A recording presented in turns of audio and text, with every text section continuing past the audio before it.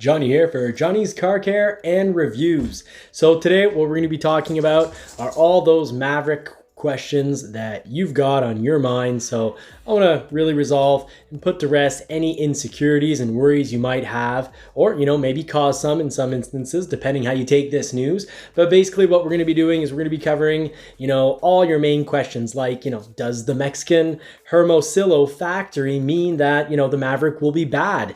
We're going to cover and talk about and discuss whether the Maverick will be reliable. Of course, that'll be, as objective as possible. And I'll try to use a bit of, referencing, looking at other models. And we're going to be looking at, when is your Maverick going to be showing up? Because everyone's asking, when's my Maverick going to be showing up? I ordered, let's say, August 18th. How come I haven't gotten a build date yet? So we're going to look at all that. I'm going to explain all that. So, put some worries to bed, to rest. We're also going to be looking at, the whole question of, but behind when your Maverick's going to show up, a lot of that has to do with allocations. That means how many your dealer is going to get, and also how many are going to be built. So we'll look at how many are going to be built. Now that's going to be some good guesstimating, so some educated guesstimating. And we're also going to be looking at, of course, the big news that came out, how GM is shutting down 6 factories. I believe it's 6 factories. So we're going to be looking at what does that mean for the Ford Maverick. So let's put the pedal to the metal, jump right in and cover all that good stuff. So let's start off with the question of, a lot of people are worried that the Maverick being built in Mexico means it won't be good. Well, let me remind you, here's some good news. A lot of good things come from Mexico, Here's one, for example. And actually, a lot of good has been coming from the Hermosillo factory. Now, that's been open for years. They've done some great models. The Ford Fusion, I feel, has been a very reliable model. It's been a very good model. It had a little hiccup with the fuel pump early on, and that also applied to the MKZ, but that was a recall and taken care of before clients got their hands on them. And the MKZ, that's also made in that factory. And the MKZ, I've owned actually a couple, and they were fantastic. They are well put together. And here's another example, the Mustang Mach E. Pretty much everyone on the internet is reviewing this vehicle, and I haven't heard anyone say that it's not well put together. It's extremely well assembled, and it's actually a comment that everyone seems to always be covering, because they're saying, hey, it's extremely well assembled, and compared to some other models, it's better. The assembly is better than most models. Now, that's not made at the Hermosillo factory, but it is assembled in Mexico, the Mach E. Now, the Maverick is going to be at the Hermosillo factory, but they've actually assembled a vehicle that I adored, and that's the Ford Escort. So they did the Ford Escort, and then they did the Ford Focus. Not the 2013 model, but they did the 2005 to 2000 late 2000s model. Can't quite remember when they switched over to the new model Focus, but they did the Ford Escort, and the Ford Escort was unkillable. I had a friend who brought one up to 300,000 kilometers. It's about 200,000 miles, and the only reason it died is because the shocks came out of the back towers and actually popped through the hatchback, breaking the hatchback window. And it only did that because this guy regularly caught air, 2-3 feet of air with this vehicle. Not built for that, but I've never seen a vehicle more abused than that Escort GT. It was basically a rally car for him, and it really took a licking, and it kept on ticking. So I think that the factory there, it's proven itself. Ford invested a lot of money into it in 2002. I don't have the exact amount in front of me, but I'll try to just post that off to the side. And the factory has passed, it's easily passed its test. So all this talk about, if it's made in Mexico, it must be bad, I think that's just silly. This factory has got it down to the letter. It's 3,650 or so employees, know what they're doing, and they're doing great work. So thank you. So I don't think we need to worry about the Maverick being poorly assembled. Now, what about the parts? Is it going to be reliable? Well, I think for the most part, we have to assume and logically conclude that yes, it's going to be very reliable, because at least if we talk about the powertrain is a known variable. So the 2.5 liter Atkinson engine is a known variable. It's got known reliability. Now the electric motor is, you could say, kind of new. It's basically the same design that we've had in the Escape, but now it's going to be built in-house by Ford using less copper, being 20 pounds lighter, and just the same, being able to resist to more. It's stronger, it's better built, it can resist more, wear and tear. So we've got no issues there. Ford has a fantastic record of having very reliable electric motors and actually very reliable batteries. So I don't think we need to worry there. I'd say when it comes down to it, where there could be issues is, well, what's left? Paneling? Well, who knows? We'll have to wait 10 years to see if the paneling has some sort of rust issues. I'd say if there's going to be issues, maybe the touchscreen could be one of the electric parts, which basically boils down to minor things, because the motor and transmission, they're known. And talking about the transmission, I want to put this to rest. There's so much worry about it being a CVT. And I'd be worried too if it was a CVT. I really don't like CVTs. I actually did the full filming for a QX50 review, and I really liked the interior. I adored the interior. I found the styling to be sharp, but I was so negative about it because of the CVT transmission. I actually thought the engine had absolutely no power, and it was just an impression I got because after I wanted to really live the vehicle, feel the vehicle, before doing my research on the vehicle. And I just thought the engine was horrible. And it turns out the engine actually has some really good specs, and it's the transmission, the CVT transmission, that ruined it all, because it's belt driven. And this means, in town, you're going up at hills at what feels like a really high RPM. The engine gets noisy. It actually is a high RPM. And I'm just not a fan of the reliability behind CVTs, the overall reliability. And I don't like how they drive. I don't feel that they give a good experience. And even on a powerful engine like the QX50 has, relatively powerful, I was not impressed. So I don't like being negative. So I decided not to publish that video. But that's not what the Maverick has. The Maverick has an eCVT. So instead of being belt driven, it's a 1-speed. So that's what it has in common with, your standard low cost, good fuel economy, but not great reliability overall and poor towing capacity CVT. What it has in common is that it has 1 speed, 1 gear. So it's got that 1 gear, and it's mechanical. So that's where it differs greatly, and that's where it can tow and it can be reliable, and it's actually very similar to what's in the Prius. So it's similar to what Toyota has. Ford and Toyota used to do work on the hybrids together, and what can I say? It's reliable. So the powertrain's reliable. All we have left is the electronics. A lot of the electronics, I'm sure, will be borrowed from already existing models. So I'm not worried about reliability. I think if there are issues, maybe it'll be found in the infotainment system, the 8-inch touchscreen. We'll have to wait and see, but I'm definitely not going to avoid buying a vehicle that has an amazing price and incredible fuel economy because of that. Now the 2-liter turbo with the 8-speed, well, we had the 2-liter turbo with a 6-speed for years. We had that in the Fusion, the Escape, since 2013.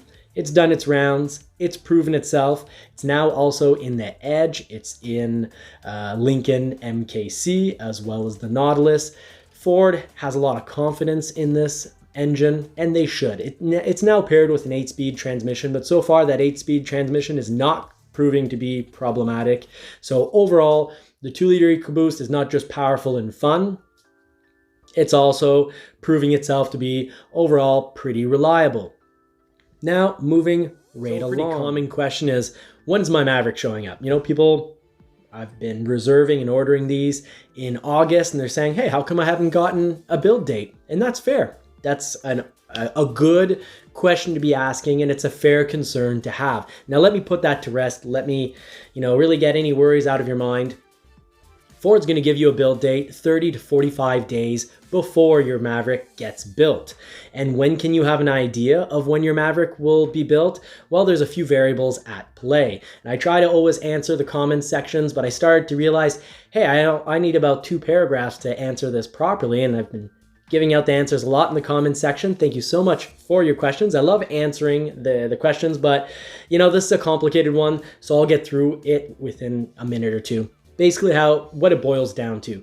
Your dealer is going to be given a certain amount of Maverick builds every single month. Now, what are those Maverick builds going to be based on? It's going to be based on the global, the capacity that the Hermosillo factory has. The Hermosillo factory can build about 25,000 units per month, but they've got to share that with the Bronco Sport. So let's say they're pumping out about 12,000 to 12,500, maybe 13,000 Mavericks per month. Well, it gives us an idea. Lets us know that, they can build about 100, give or take 130,000 Mavericks per year. Now, they've already passed 100,000 reservations. We'll have to see how many of those turn into orders.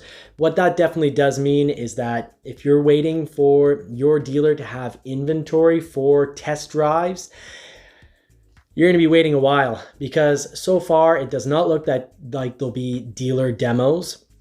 So you could say mannequin Mavericks going to dealers. So far, from what I'm hearing, we're not getting one at my local dealer, and no one's getting these demos that we're forced to hold on to for 6 months and not sell for road tests. Ford's really focusing on getting as many Mavericks into customers' hands. And that makes sense, because if at the end of 2021, there ends up being 120,000, 130,000 orders for the Maverick, well, that's pretty much flush with what the factory can build. The factory can build, it looks like, at most 300,000 units per year. So that's 150,000 for the Maverick. Who knows? Maybe there'll be 150,000 orders, customer orders for Mavericks. If so, we're not getting dealers. Hey, dealers, if you're watching, you're not going to get any inventory. That could very well be the case. So, if you're thinking you need to drive one before ordering one, I'd say find a nice dealer. Here's a little trick. Find a dealer that's going to let you put down something like $100 or $300 deposit that they write on the contract that's refundable. If you don't like it, you're the Maverick once you drive it. Order one up. Have it show up, test drive it.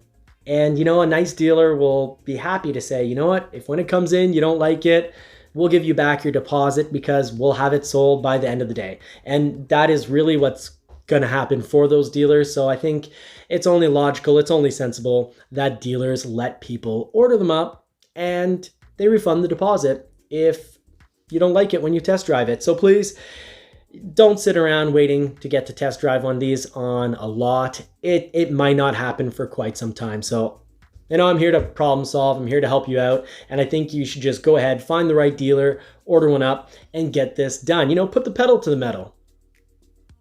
Now back to dealer allocations. When you buy your Maverick at a certain dealer, shop your dealer, because, ask them the important question: how many allocations are you getting? And where do I fall on that allocation list?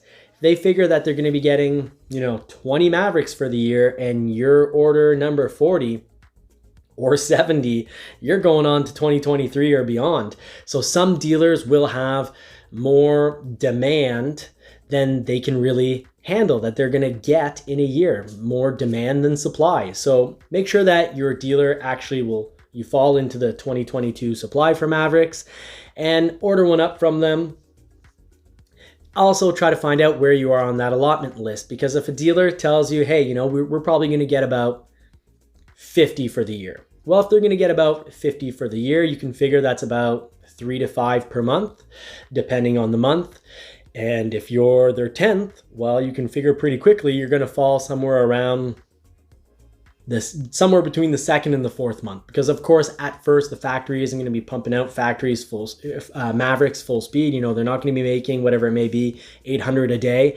They're going to start it out slow so that they can, if there are any errors, they can catch it, fix it, correct the machines, correct the Mavericks that have already gone out at the other end of the line. So that's just something to keep in mind. Find out how many allotments your dealer is going to get. and where you're at. Now let's get right back on track and talk about some things that could definitely cause your Maverick to come in late. Well, I have this, it's speculation, this one point, because it's not on the order guide. Please, look up online, Google Ford Maverick order guide. It's got a lot of great information, but it also has a late availability section. That's not speculation. That's very objective, straightforward news. So your 4K tow package, originally they're saying, on the front wheel drive, it'd be a late availability. Right now, it looks like that might actually be canceled for 2022, but we'll just wait and see. But definitely, if you want your Maverick soon, these are things to avoid. Ordering splash guards, the molded splash guards, front and rear. Don't get them from factory. Get them from your dealer so that your Maverick doesn't come in late. The bed tray liner, so that's sort of like a added flooring on your bed. Bed tray liner, that's going to cause your Maverick to be late. It's late availability, so that could mean spring, it could mean summer, it could even mean fall 2022. The bed liner, the hard drop-in. So that's your hard drop-in plastic bed liner. The bed divider kit, as well as the rear crossbars. Those are the bars that are kind of going up on top of the bed for, helping you carry stuff. And also rapid red metallic tri-coat. Let's find out and see if that ends up being canceled or not, because it's getting canceled it's not going to be available, for example, for the Bronco. So you want to avoid that stuff if you want to get your Maverick as soon as possible. Now, here's the speculation part, and I'd love your feedback. I need help from the comments section. I know there's a lot of people who definitely do have hybrids and build dates. So, and that only makes sense because it looks like Ford's saying, hey, we're getting a lot more hybrid demand than we expected. And that's fair. Ford's been selling trucks for 100 years, and people have always gone, definitely have had a focus and a demand on the 4x4. The hybrid's front wheel drive, so it's natural. And, people, let's stop being mad at Ford for this one.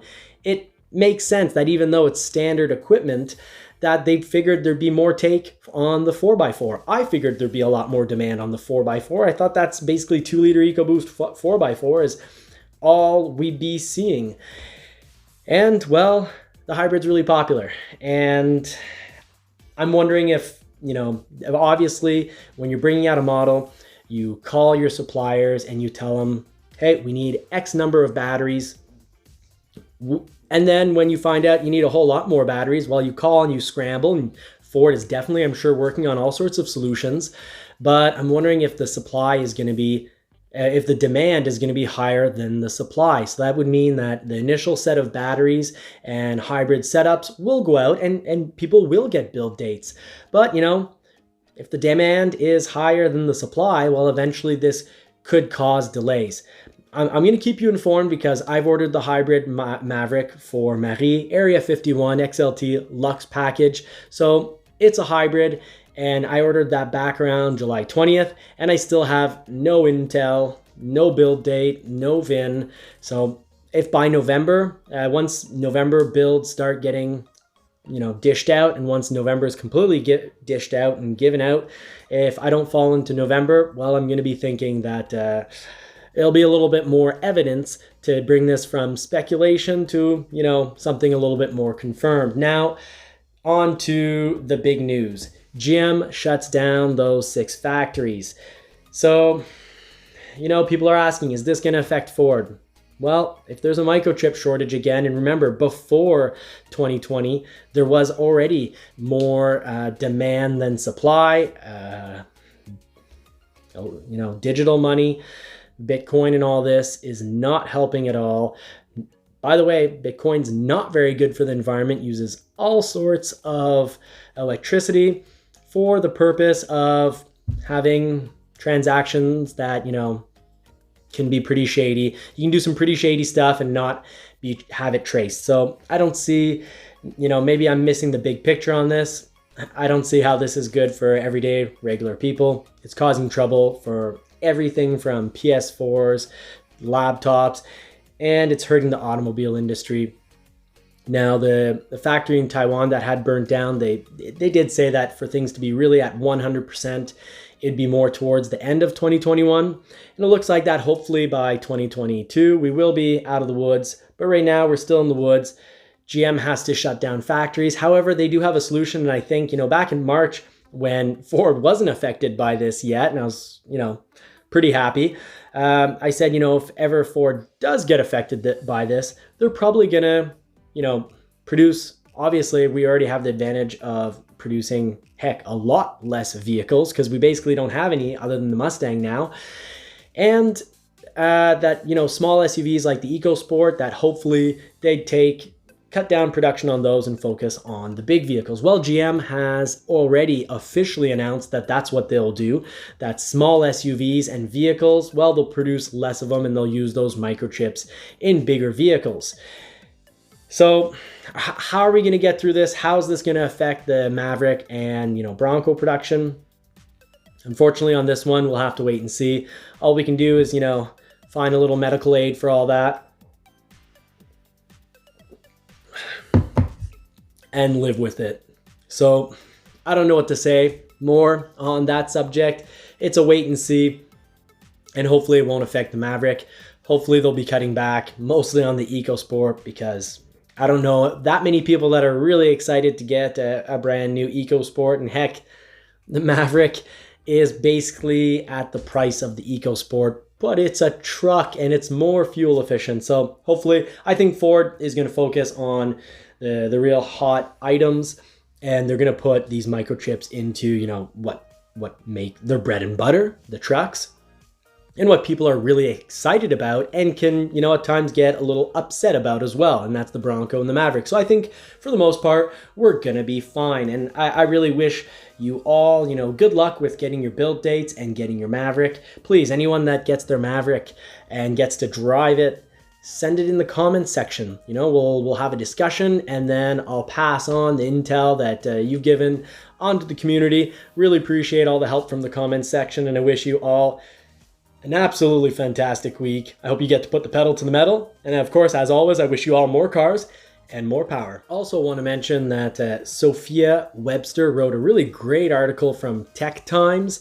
And in that article, she did point out that the USA is, they invented the microchip, and that originally they had 30% production. They made 37% of the world's microchips, and now it's down to 12%. So I don't know if, on a political level, they're going to put priority on this and say it's a necessity for the economic well-being of the country, and will, either through subventions or whatever it may be, require or provide, maybe government factories that are going to be building microchips, so that, this doesn't happen in the future, that we don't, basically have our economy partially ruined for a period of time because of a lack of microchips. So there's definitely going to be, I hope, action on that front.